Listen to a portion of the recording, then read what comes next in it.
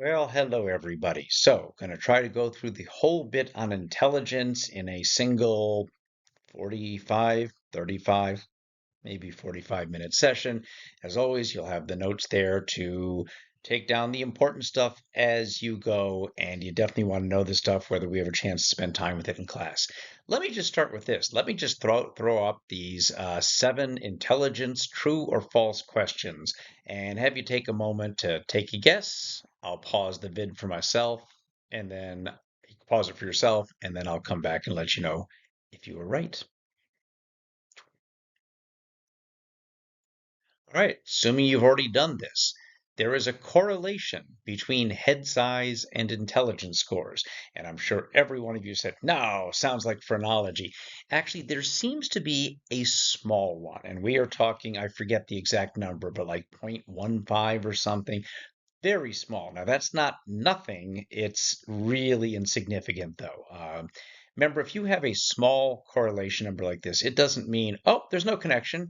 No, it means that you wouldn't put a lot of stock in it. If you knew absolutely nothing about a human being at all whatsoever, the only thing you knew is that they had a higher than average head size, you might bet $1 that he might have an above average IQ, but you wouldn't be any more sure than that. So the technical answer is yeah. Okay, today's Americans score higher on an IQ test than Americans in the 30s, and the answer is absolutely. And this is fascinating. It's called the Flynn effect. In effect, what we have is that, and this is, 20 years ago that this was stated, but it's probably still true today, and is probably very true in a place like Nigeria. Why would it be that IQ scores, and we're talking significant difference, we are talking at least a standard deviation and a half, that basically a if you scored average on one of today's IQ tests, 3 generations ago, those same people would have scored, people in the same situation would have scored maybe a 75. Now, does this mean that all of your grandparents are cognitively impaired and that genetically the human race has expanded dramatically in the last 50, 60 years? We know it doesn't work like that. It's called the Flynn effect, and if you think about it, it probably has to do, A, possibly with nutrition, medical care, that kind of stuff, which has improved, but it's also, since these are often pen and paper tests, well, people that have spent time in schools taking tests like this would tend to do a lot better. And if you go back 3, 4 generations in the United States, or maybe 2 generations in Nigeria, maybe one even, you wouldn't have that same level of experience doing it. So, yes, there's a gap, but no, it does not appear that today's generation is, quote, more intelligent than others. College grades are highly predictive of later work achievement. That tends not to be true. Tends not to be true. Might be a slight correlation, but not at all. So that would be a false. Can we really tell how intelligent a 2-year-old is just by putting a picture in him and just seeing how long does she stare at it? You know what? There seems to be a correlation. Remember, correlations are about predicting, not about determining cause and effect. And it appears that 2-year-olds that look at something and they stay focused on it actually tend to score a bit lower in the future than kids that look at something, process it, and then move on for something else. Processing speed seems to be highly correlated with how we indicate intelligence. So that one actually is true. Among the mentally retarded or cognitively impaired, men outnumber women by about 50%. That is true. People with high intelligence scores are more creative than those with low scores. Depends. Now, if we are saying that somebody with a 130 IQ is probably more creative than somebody with a 120, the answer to that seems to be not. Or a 120 versus a 105, probably not. It does appear in the upper levels of creativity. Normally, there needs to be at least average to even somewhat above average type intelligence to really maximize. But having a 160 IQ doesn't make you more creative. And in the other direction, Look, you can have somewhat below average IQ and be pretty creative. However, you probably have to get to a certain level. If we are talking IQs in the 50s or 60s, there just may not be the cognitive power to engage in true creativity. And the last one you can barely read because my beautiful face is there. This is fascinating. One would understand that an adopted child might have a lot of similarities in many ways, including intelligence, to the biological parents. We would assume, however, that as time goes by and there's no contact with the biological parents and they're being raised by the adoptive parents, you would expect the child's intelligence scores to move away from the biological parents and toward the adoptive. And the exact opposite is true. And I've never understood that, but the power of genetic inheritance is pretty clear with that. Okay, did you get any right? Hope so. Cool. Song. Forget it. Another song. Forget it. All right, vocabulary. You know a lot of this. Standardization. Way back when I was, I think, about fourth or fifth grade, we had a group come in and do a musical aptitude test for the whole school. And they stood up and said, "Well, we have your results. One of your classmates, Stephen Oberly," yes, I do remember his name, "Stephen Oberly scored a 35." And the whole room laughed and said, "You don't get it, guys. That's the highest score that you can get." Oh. To us, 35 meant bad failure. Well, what do the numbers mean? If I tell you that on a empathy test you scored a 17, what does that mean? Remember the beginning of the year, our attitudes toward public assistance? We started the year with that. What did it mean if you scored a 37, a 42, a 29? So that's standardization. By the way, all intelligence tests, they get restandardized every few years, but we'll get to that in a moment. Reliability. You should already know this. Remember, do you get the same or similar results time after time? Remember when I told you that a 1,000 naira note was 9 inches long and we measured the desks? By God, we got pretty much the same results every time. That was a reliable test. Ways of doing this: test, retest, do it once, do it twice, do it 3 times, or say it's a multiple choice intelligence test and 200 questions, randomly divide it in half and see if the scores are similar. Validity, however, is, does the test tell you what it says it will? Um, our measuring the desk with the dollar bill was completely invalid. Why? Because those 1,000 naira notes are maybe 5 or 6 inches long, and under no circumstances do they give you accurate numbers. Um, Different types of things. Face validity. You sit down for your psychology test and it's completely in French. Well, you take a look at it on the surface, on the face of it, it's clearly not valid. We then move down to the content validity, which is similar but a little bit trickier because you can tell you have the wrong test or your teacher has completely lost it, which, by the way, I'm in the process of doing. So the next test may be in a foreign language. Content validity, is it covering everything that it said it should? If I'm giving you a year end final exam in this course and it's all social psychology and learning, well, that lacks content validity. It tells me what you know about those 2 units. It does not tell you what you know in this class. And then predictive validity. And predictive validity, let's say the aptitude test for Stephen Oberly, who did extremely well. Well, did that actually mean anything? Or, well, yes, he never learned how to play an instrument and he was tone deaf and he failed music 6 straight years. You might say that kind of lacks that predictive validity. If, and I don't know the answer, he became a professional musician, that would tell you something.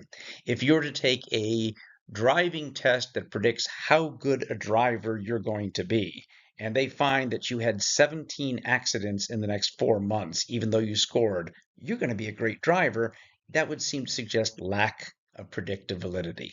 There are others too. There's construct validity. I don't, if there's anything you specifically need to know this year, we'll go over it in class. But those are just the basic ideas of reliability, validity. So here's test, retest validity. Stop for a second, stop the film. Which one shows really high test, retest validity? And here, you do well the first time, you're going to do pretty well the second time. This other time, it's not reliable. Omar did incredibly well, but then he did poorly again. Dawn looked like the worst student in the class, and she did pretty well. This would tell you we have a reliability problem. Remember, correlation, really important. Remember, think absolute numbers. The range of strength of a relationship, -1 to +1. Neither one of those is stronger. They means that you can absolutely predict if it's +1 correlation or -1. Boy, you add one more data point to that, you can almost tell, like by winding your watch, you can just tell where it's going to fall on that graph. The closer we move toward the middle, the weaker the correlation. Now, you have a 0.08 correlation. Is that zero correlation? No, but it's really close. I wouldn't pay much attention to that. Where do we draw the line between low, moderate, high? About where you're seeing here, but it's not as if, oh, it's 0.39. It's now moderate and not low. It doesn't work like that. Here we have criteria related, and really what we're talking about is predictive validity.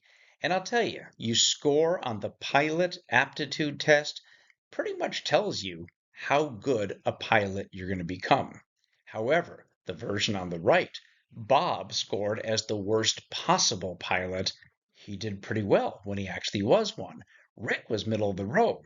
He was the tops. Kent, oh, that Kent, despite the fact that he scored really well on the aptitude test, does not seem like somebody you want to get into a plane with. So again, we are talking about validity here, and it's this criterion. Really, this is predictive validity. Like I said, in a stats class, there's a lot of distinguished vocabulary that you'd have to distinguish. I don't think you need to here.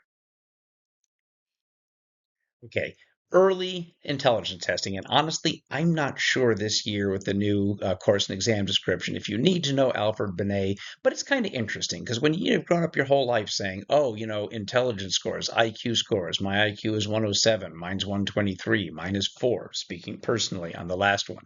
This is where it came from.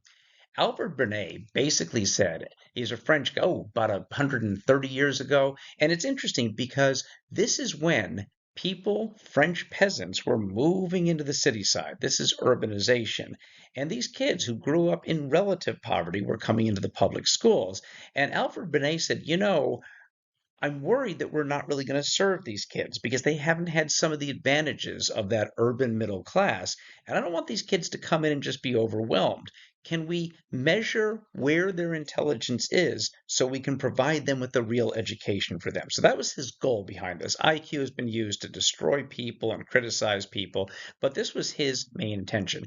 And his basic idea was this: there's a thing called mental age. Now, I am 16 years old. That's my chronological age. If the testing showed that I fired at it at the level of a 12-year-old, well, you would take the mental age, 12, divided by chronological age, 16. That would be 3/4, 0.75. Multiply it times 100 to give you a full number. Your IQ would be 75. That's what he was looking at. And Lewis Terman, later of Stanford University, created something called the Stanford Binet, Alfred Binet Intelligence Scale. And that's exactly where he did this. Mental age divided by chronological age times 100. If little Buffy is 10 years old and she scores a 12 mental age, 12 divided by 10 equals 1.2 times 100. Hey, that's a 120 IQ. And that's the idea behind this. Lewis Terman, by the way, pretty shady character. Now, look at the time that he's writing this. This is, of course, just before the rise of Nazism in Germany, the master race and inferior races. This is called the eugenics movement, and it was global. It was not limited to Germany. And Lewis Terman was very much, as I understand it, a believer in that certain races are superior. We need to breed them and let's get rid of the others. So, obviously a bright, accomplished guy, but there's a dark side. I'd like to read more about that sometime. David Wexler, now there's a problem here because let's just say, I don't know, 10 years ago when I was 50, Um, well, let's go back even further. When I was 18, my mental age was 18. My chronological age was 18. 18 divided by 18 times 100. My IQ was 100. Is it likely that over the past 40 years, my mental age has increased and I'm far more intelligent? Of course, that wouldn't make sense because being 55 doesn't make you more intelligent than when you were 50 or 40. So, using that Terman scale, that Stanford-Binet scale, you'd say, well, now my mental age is 20, my chronological age is 60, my IQ is a 33 and I'm profoundly mentally incapacitated. That's probably not true. David Wexler, about 70 years ago, tried to readjust this in which we could look at adults as well. I don't really think we need to go into how this was done, but just know that it's updating it. And there is never an idea. Terman and Binet would never have said, oh, well, every year you become that much more intelligent. It doesn't work like that. But these are estimates. Okay, the normal range, and this you know this curve, right? That's a bell curve. That's a normal curve. If I ask you quickly, and you'd better know, what percentage of the population would fall between one standard deviation below the mean and the mean? Stop the vid. You'd better tell me 34% because that's how this always works. If you think about this, well, first of all, one standard deviation in an IQ test is 15 points. That's how it's been set up. So between an 85 and a 115, you would get 34% of the people plus 34%. That would be 68. The normal range, and sometimes this appears on exams, so be ready for this, is, well, where does the half of the population fall? And if you figure 68% go 15% in either direction, about two-thirds of that amount, i.e., 90 to 110, that's a 20-point gap, not a 30-point gap, is about 50% of the population. So if you see the term, the normal range of the IQ scale, it would be between 90 and 110, or about zero point 0.6, zero point 0.7 standard deviations in either way, because half the population would fall there. All right, there's your chart. Remember it, memorize it. I come to your house at 3 o'clock in the morning, I kick down the door, and I put a blank piece of paper in front of you. You better be able to wake up out of a cold, dead sleep and create that chart. Just know it, remember it. One, two, it's there. Just please remember that. It's going to be vital for this exam. And particularly with the emphasis on statistics, statistical analysis, don't be shocked if something like this appears in an important way on the AP exam. RIQ test. And of course, they're done all over. You can do them online. It's like, hey, I'm a genius. Well, maybe, maybe not. But under the right conditions, these things have been tested over the years. You know what? They're pretty reliable. They really are. That if an individual takes the same test, not the same questions, but the same test, and it's been carefully vetted and it's done in a professional setting, you don't find, well, I scored a 98 last year. This year I'm a 150. The next year I'm 110. Boy, there's a correlation between past scores and next scores real high into the 90s. So if I was tested in as a 23-year-old and my IQ was, I'll make it up, 117, I would probably expect that a reliable test these days would have me in that, 110 to 125 range or 114 to 121. That's pretty much what my IQ is. Validity. Yes. Sure. Does it tell you what it wants to tell you? Um, if you are asking me, hey, this kid has a 125 IQ, and remember, up to 115 is one standard deviation above the mean. Another 15 points would be at 130. Here's a kid that is probably in the top 10 percentile, give or take, of intelligence scores. What would I predict? Would he do well in school? And that's a reasonable amount of correlation. It does not guarantee anything, but at least suggest this. And numbers of years in school. And of course, that doesn't imply did you drop out in the fourth grade, although it can. It means more did you go on to university. Now, is this because you were more intelligent and that led you to excel?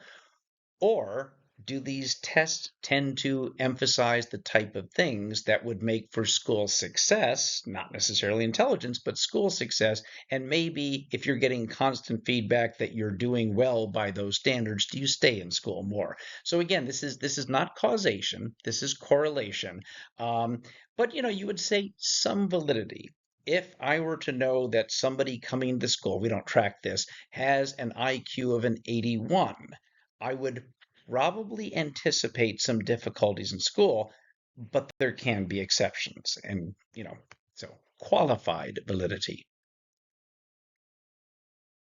And extreme end. This is called cognitive deficiency. It is called being cognitively impaired. The older term, a mental retardation, sounds like a super negative. But you know what? To retard something means to slow something. And honestly, that's what it means. It's that somebody process, not just a deliberate processor. Some of the smartest people I've known take a few seconds and they really put it in order. But this is sort of an inability to really handle quick moving, complex thought. So, mental retardation, cognitive deficiency, call it what you want to, based on IQ testing, but not just that. And we'll talk about that in a moment. If you have an IQ 2 standard deviations below the mean or more, remember 100 is the mean, standard deviation is 15, 15, an IQ of 70 or lower, you would qualify for being quote unquote cognitively impaired. But then there's also what you do with it.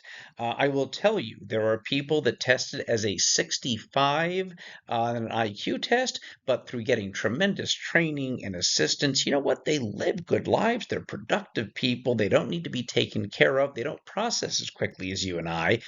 I might have difficulty putting that person as a cognitively impaired. There might be others who are in the 70s or low 80s, but they have very few life skills, very little training. Well, IQ is higher, but less functional. So, again, these are all kind of like general categories. Um, Generally speaking, unless there happens to be like some kind of brain damage, that's a whole different thing, or a massive stroke or something. All of this happens in the early childhood. And the four levels, and I don't know if this correlates exactly to 2 standard deviations, 3 and 4 exactly, but it's errors. Mild, you can exist in today's world with some support. Moderate gets tricky. We are talking probably second, third grade level of like cognitive complexity. Severe and profound are, people that would always have to be taken care of in their lives. Mild is the most common by far. And there's a fascinating graph I'd love to show you in a few minutes, but I can't, and you'll see why. Causes, environmental. Is it environmental or biological? And as always, the answer is yes, it's both. It's both. Depends, but it's both. So here we're seeing the whole population, and we're going to say it's the United States, but it's probably pretty global. That mentally retarded, cognitively impaired group, 2 or 3%. And again, think back to that bell curve. 50% are above the mean, plus 34% are 1 standard deviation below, plus another 14% are between 1 and 2 standard deviations below the mean. What does that leave? 2 or 3% that fall into this. Of those, the vast majority are mildly cognitively impaired. The more profound, deep, deep, deep. Remember, that's not 4 to 6% of the population. That's 4 to 6% of that 2%. Right. This is the graph I was supposed to have here, and it showed up. I have no idea why. I've used it every year I've taught this, and it said cannot be displayed. And I looked for it, and I couldn't find it. First of all, up here on the top, the features of what we call mild, moderate, severe, profound. You see the general numbers here, all of this type of stuff. Again, can depend. There are people with a 72 IQ that cannot take care of themselves at all. They don't have the training or support. There are people with a 61 IQ that actually have gotten that training and support, but at least gives you an idea here. Now, the graph that was here showed us how much more likely it was that the children of the poor, of lower income, were to be cognitively impaired than the children of the wealthy. And what they found, if we're talking about severe, profound, you know what? It didn't make a difference. It's a small percentage of the population, rich, poor. However, if we're talking about in that mild category, that borderline character category, you are finding that it's a lot more the children of the poor who are in that category than the wealthy. Stop for a minute and think, why? Why might that be? What might be the cause of different types? I mean, there's many causes, but how might causation play a bigger role in these two types of retardation? So my take on this, I assume you stopped the video and you thought about it because remember, active listening, as Raja Mahadevan says, will actually help you absorb stuff more. Um, Probably if somebody has an IQ in the 20s or 30s, that's not a matter of bad schooling. Honestly, that's almost certainly biological. There is a major, major biological or genetic malfunction that these kids are just so far that it wouldn't really make that much of a difference. Your quality of life and ease of caring, yes, but in terms of changing IQ scores, it wouldn't matter. There's a major biological issue. However, when you start getting up into the 60s, diet, healthcare, early diagnosis, special programs, trainings, parental involvement, parents advocating for their kids. I am guessing that there are children of very wealthy parents that may have initially tested in the 65 range, but got such excellent, excellent treatment and support that maybe today as adults they might actually be in that 75 to 80 range, lesser than the average, but quite functional. And I would assume there were many, many poorer children. That's what the data shows, who just, well, you know what? The kid's slow, he's falling behind, mom doesn't have time, the nutrition isn't good. Be great to see a specialist. We can't afford this.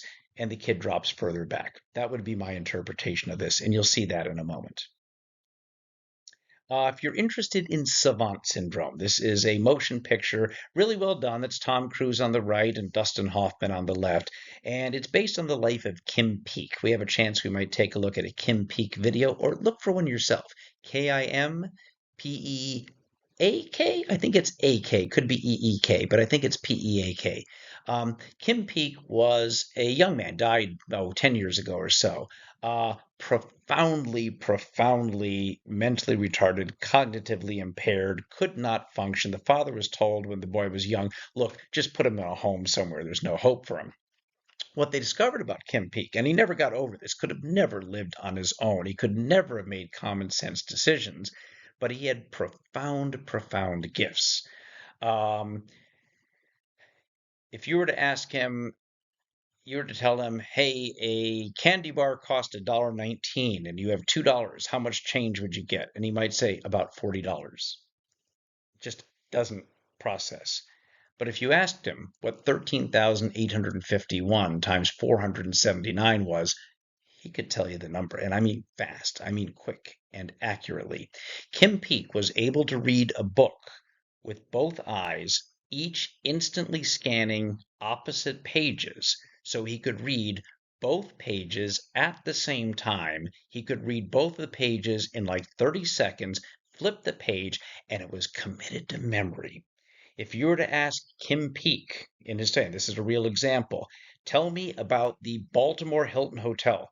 Well, there's two. The first one is at 379 Universal Avenue. It has 2,700 rooms. There are 13 suites. There are 26 executives. There are, I mean, and he could rattle this off about any hotel in the country. This is called savant syndrome. Savant means knowledgeable. It doesn't mean, oh, I'm really good in math, but I have trouble with language. That's not savant syndrome. That's just differences within the normal range.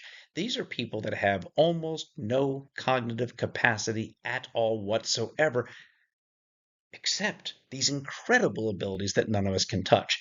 It was for many years called being an idiot savant, because idiot was actually a medical term for a certain level. It was decided that it sounds cruel and pejorative, so it's been changed to savant syndrome. There is a great line, though, in a movie from 30 years ago, and I don't remember what it was. The guy said, I'm an idiot savant in search of my savant. It's funny, trust me. And then there's giftedness, you know, genius, you want to call it that. Well, if you're talking about IQ, it's two standard deviations above the mean. So an IQ of what number or higher is gifted? 15 standard deviation plus 15, 130 above. That's a starting point. But then there's this other stuff, creativity, leadership, talent. And here's an example I might use. We have Loretta with a 127 IQ. Hey, she's smart, but she's not gifted. She's a piano player. She's an actor. She is socially gifted. She is curious. She is creative. Well, but she's not gifted. She has a 127 IQ. Ah, Ralph, 131 IQ. He's gifted. All he does is study. He doesn't talk to people. He doesn't play any instruments. He's not creative. Are we really saying that Ralph is gifted, Loretta's not because he scored 4 points higher? So that doesn't make sense. It's not exclusively that, but it gives you an idea. We talk about gifted or sometimes called genius. It's at a very, very high level of IQ. And again, ask yourself what percentage of the population would score at 130 or above? Well, again, if you look at your bell chart, you just have to memorize that, about 2 to 3% of the population. It was always thought, oh, those who are super intelligent. Oh my God, what a mess they are. They're nerdy little Poindexters and they can't make friends. And, they keep poking themselves in the eye with their pencil pouch, which sits in their breast pocket. And they're weak and they're unathletic. And actually, Lewis Terman, we mentioned earlier, did a number of studies back in the 20s and 30s and found the opposite was true. That actually people that have reasonably high IQs, 120, 135, 137, 119, 140, tended to be socially gifted, tended to be sort of athletic, tend to have leadership qualities. Another study, though, Ellen Winner, and I don't know who she is, I knew who Terman was, said, you know what? Yes, Terman is right about this, but if we start talking about the profoundly gifted, and we're talking people 1, 2, 3, 4, 5 standard deviations above the norm. I don't know if that's 1 in 100,000 or 1 in 10 million, but it's up there. There do seem to be some social problems there, at least a correlation with it. It could be simply that if you're firing at such a speedy, high level, it's just hard to connect with other people. I don't know. I don't know the answer to that. But short answer, you have a high IQ. That means that you must be socially weak and unathletic. Probably not. Extraordinarily high, maybe. Or maybe not. I'm sure there are people that have insane IQs that are also very gifted. So remember, these are just, general categories. Look at this, please. Stop the film for just a second. Did you stop it? What does it tell you? Is intelligence caused by genetics or by environment? Both? Absolutely. We are definitely seeing this is mean correlation intelligence. I'm blocking you, but we're seeing really high correlation with two identical twins reared together. Are we also seeing a really high correlation with the identical twins reared apart? We are. So obviously genetics plays a role. But notice that there is a gap when they're reared together as when they're brought up apart, suggesting that it's not just genetics, it's also environment. So have a look at that on your own. I think it'll make sense to you. Heritability. Oh my goodness, there's a lot here. And I can tell already my 45-minute goal, partly because I started with those questions at the beginning and I thought that was worthwhile. We're talking an hour, guys. Sorry about that, but it's just going to be a little bit longer in this one. You can always speed me up though at 1.2 speed, goes a little faster. You'll get it. Heritability. Remember, what does it not mean? Stop. Ask yourself. You need to get this concept. Heritability does not mean, oh, what percentage of my intelligence comes through genes? It does not mean that. It means within a distinct population, if there is a difference in something, physical, mental, psychological, whatever, how much of that difference probably is due to genetic causes? And that's big. Oh, my IQ is this, well, it's all about genetics. All we are saying, if your IQ is 120, mine is 110, and let's say we believe that 40% of all intelligence difference, the heritability is zero point 0.4, what you'd be saying is of that 10-point difference, well, maybe 4 or 5 points might be due to a genetic advantage you have. But the rest of it, it's environment, it's schooling, it's education, it's diet, all of this. So that does make a difference. Well, my IQ is 130, therefore I'm genetically superior. It heritability doesn't, you might be, but heritability does not tell you that.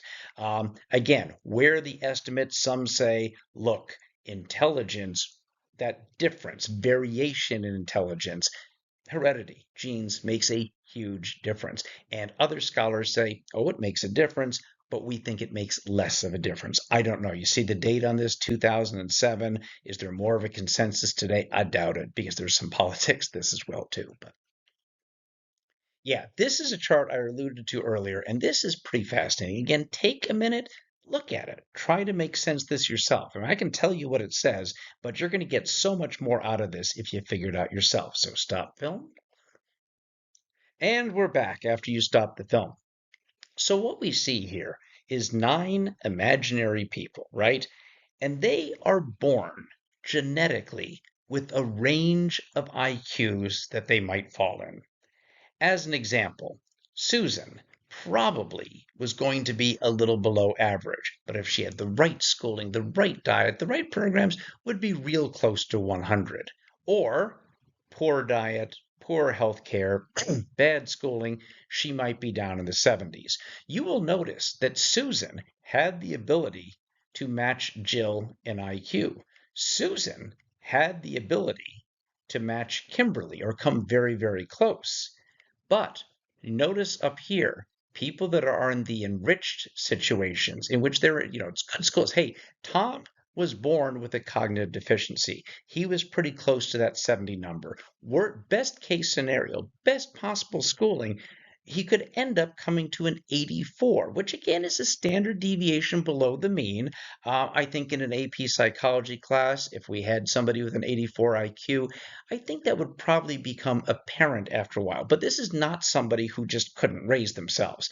However, Tom, without the enriched environment, could have ended up pretty solidly into that cognitively deficient area, an IQ in the 60s. You will notice that Ted had a range, biological. Well, he had these. Alice, look at Alice. I think Alice worth looking at.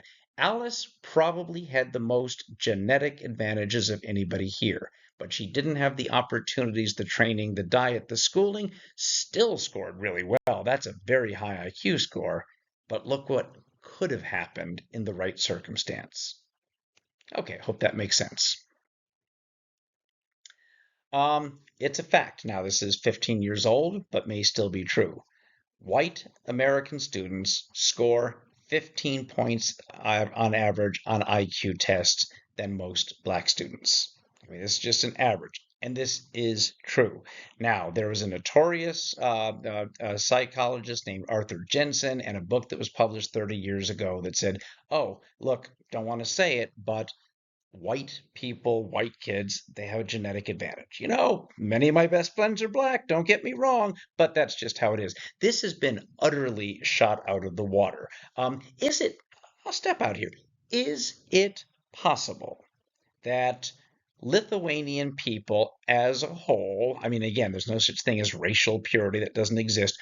Could it be that just as certain people from certain parts of the world are taller or shorter, there might be a general cognitive processing advantage? Now, that's possible. That is at least possible. I will say that none of the science, though, has ever, A, given a convincing proof that that is correct.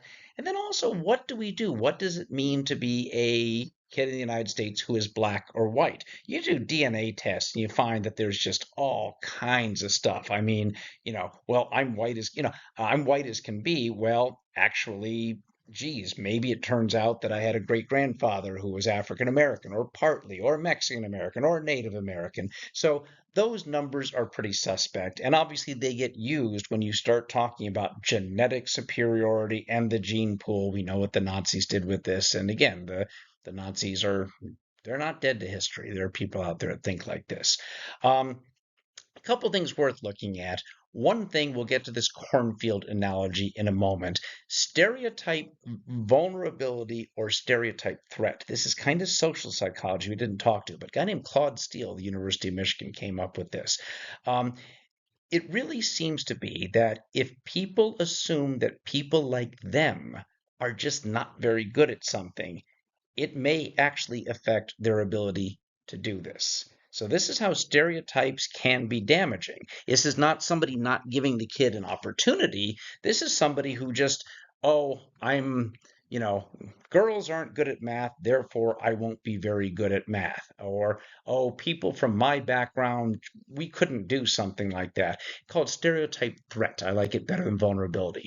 Testing bias. Look, these tests are always approximations, absolutely. There was a particularly notorious test many years ago in the 70s said, these IQ tests, it's where you match up words, black and blank. Is it white? Is it banana? Is it tuna fish? Is it carrot?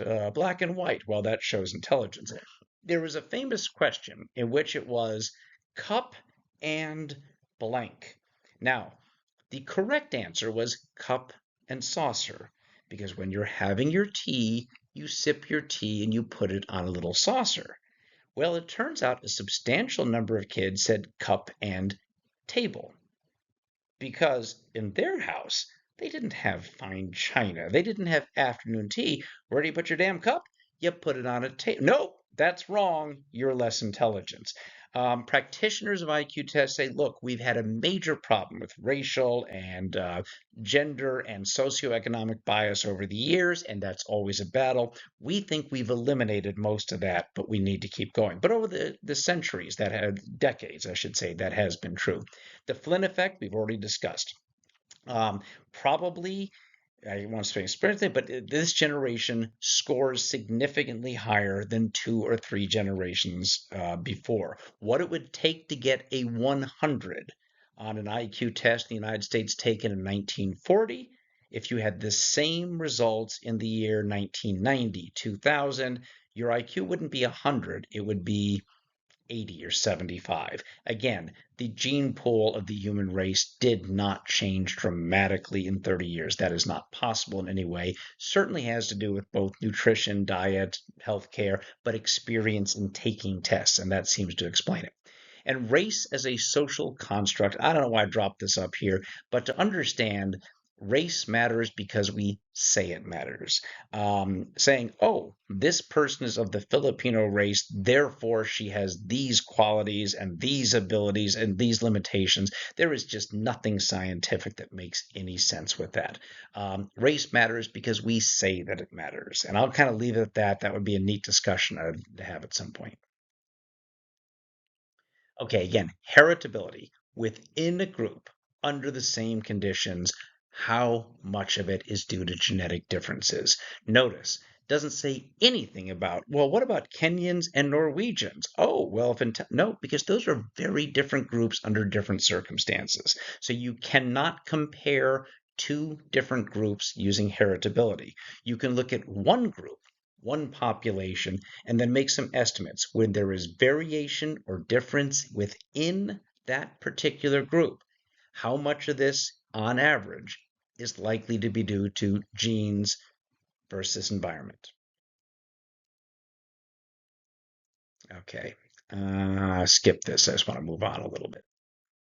Yeah, what we're getting at here is that the same seed going into these areas, what you're basically going to get, this is the cornfield analogy, but the bottom line is you're going to see variation and difference going in here.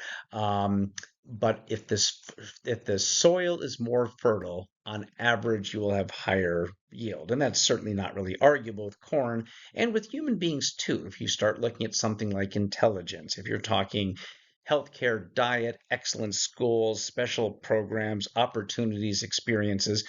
you would expect scores to be higher for that group than those who are raised in relative poverty. It's probably not so much genetic intelligence as experiential, but it's both. It's both with individuals. You cannot say this group of people, this race is genetically more intelligent. I mean, you can say it, but you'd be speaking without any evidence. You'd just be kind of spouting off. Um, Individually, sure, some people. Einstein was born with more genetic gifts than I had. I have no problem saying that. So I'll skip this, but an example, I won't even bother with this. It's sort of interesting, but it's an in-class thing. This is kind of interesting when you talk about, look what you can barely see this here, but estimated prevalence of psychological disorders among people who achieve really, really, really, really high status.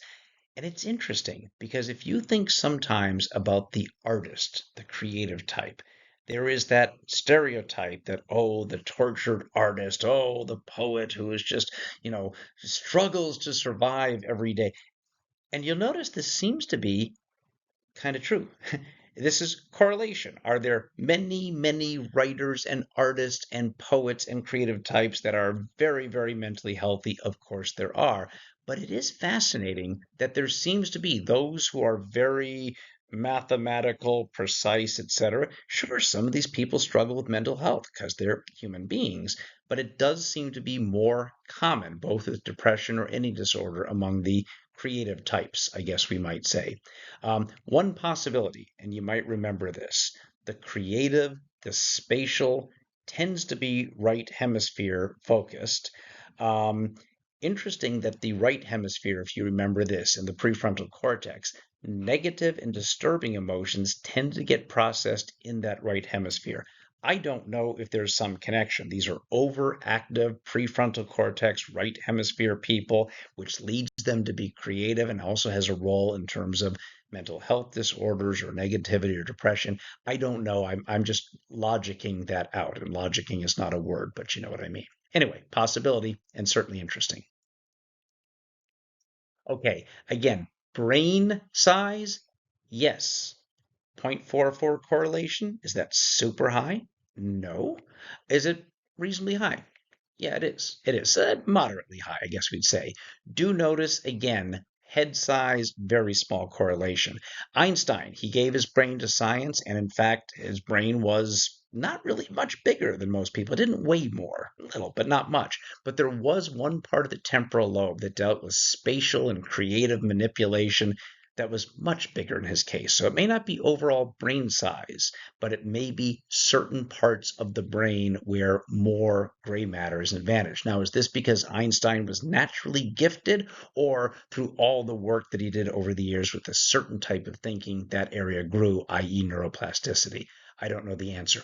One thing that we know for IQ tests, and again, IQ tests are a way of measuring intelligence, but others would use different ways. We'll take a look at a couple of those.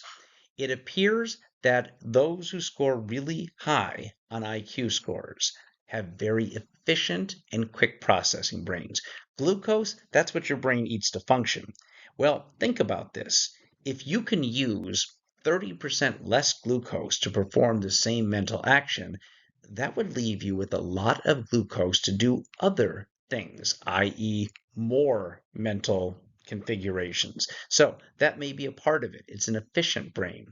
Also, faster speed of processing absolutely correlates pretty well with impression. If you are a super fast processor, your high Q score may be on average higher than people that it just goes slower. And again, that's not people that are deliberate processors. Again, I know some utterly brilliant people that just they don't just spout off what comes to mind, kind of like, yeah, that's me. I'm that other person. They stop and go,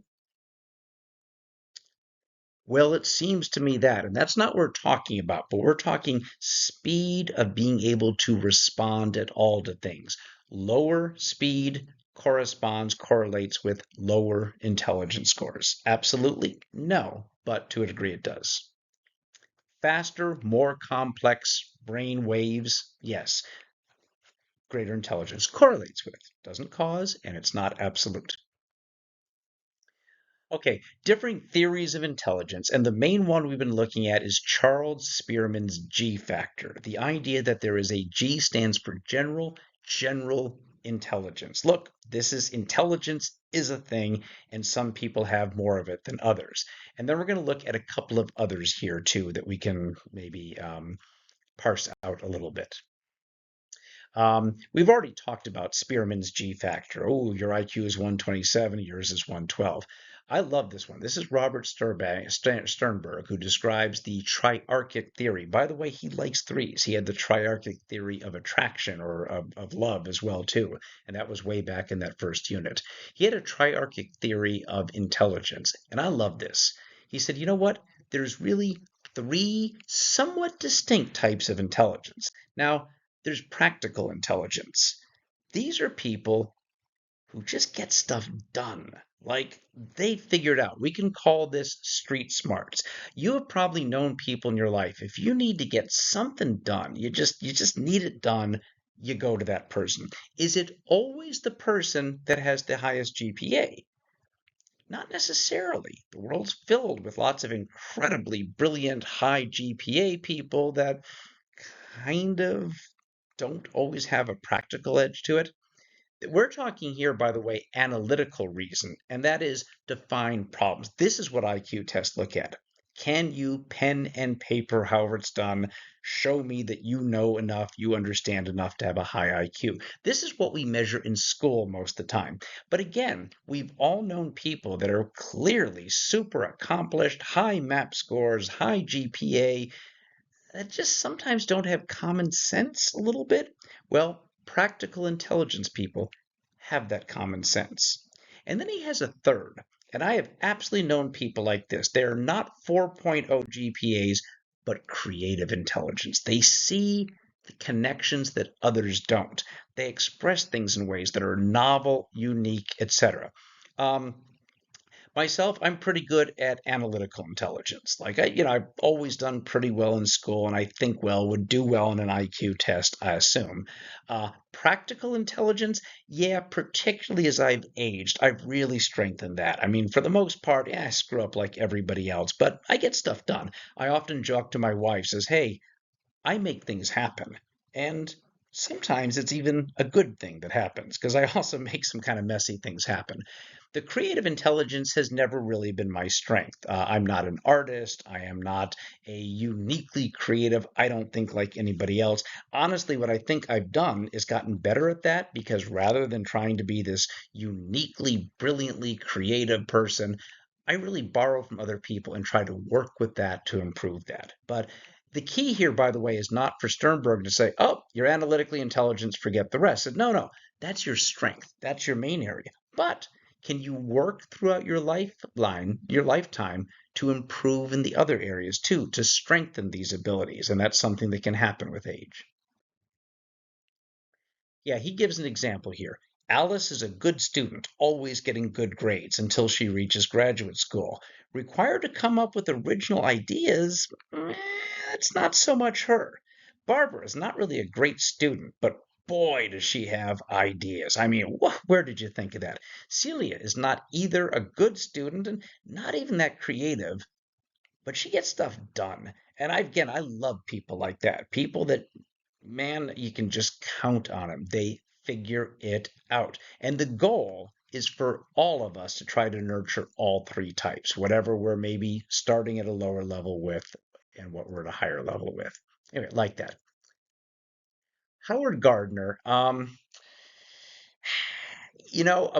30 years ago, we figured out there's no such thing as intelligence. We're all intelligent in different ways. And there were schools that are actually set up around Howard Gardner's ideas of multiple types of intelligence. And honestly, the research, as I understand it, has drawn a lot of questions into this. In fact, particularly, I mean, I remember early teacher training. Look, in every class, you must have something that speaks to everybody's own unique intelligence. So if a kid is not linguistically, is not language focused, but is spatial, you must teach to them in a way that they can do it in their comfort zone. And actually, a lot of evidence suggests that that's wrong. And if you go back to our unit on memory, the stuff we did on memory, remember, Having to work and struggle and process. Does that help you learn and remember better? Oh, yeah, it does. Then everything shouldn't be given it to you in your preferred, easiest way. So there's some misguidance there, I think. And I think I would also say, too, that on one hand, wouldn't it be great if everything in the world was put in a way that was just ideal for us, that matched our preferences and our strengths? That's not how the world works. And so, you need to be able to find different ways and have experience with different ways. Really quickly, I'll run through these, but I think they're pretty obvious. Linguistic, IQ test, reading comprehension. Logical, mathematical, also what we look at in school, right? Spatial, mental images. Think about their relationships. Okay, I can sort of see that. People that can kind of organize things. It's not about a math problem per se, makes sense. Now, is musical intelligence, is that actually intelligence or is that a talent? Now, Gardner said, no, no, I've seen some evidence that it's, within the brain itself, so we can call it intelligence. There are certainly people, I mean, a lot of people who are good musicians, who are good actors or singers or artists. Hey, they just work at it. I mean, that's a big part of it. My daughter's improved so much when it comes like her musical ability, her singing, etc. But there also are people that just, dang, they have it. Mozart wrote his first symphony when he was like 5 or something like that. There was clearly something special with Mozart. Again, is it intelligence or a talent? Bodily kinesthetic. I never got this. Come on, that's just being a good athlete. What does that have to do with anything? That's not intelligence, that's just being athletic.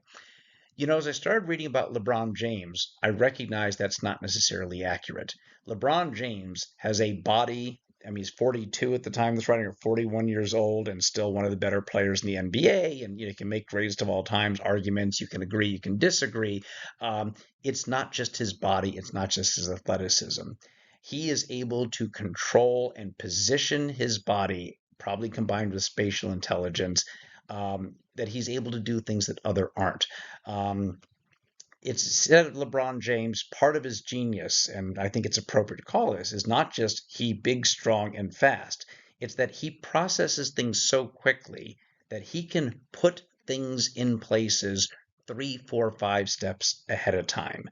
That he can control his body. The difference between the perfect move and having a shot blocked, boy, it can be a lightning quick processing of millimeters sometimes. And the ability to do that, he argues, Gardner argues, I can see this, is an intelligence and not just a physical ability.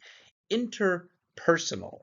Is this just being socially skilled? Well, is it intelligence? Gardner said it was. But to read other people's emotions and actions, to be able to intuit, this is kind of Sternberg's practical intelligence, isn't it? Knowing how to work with other people.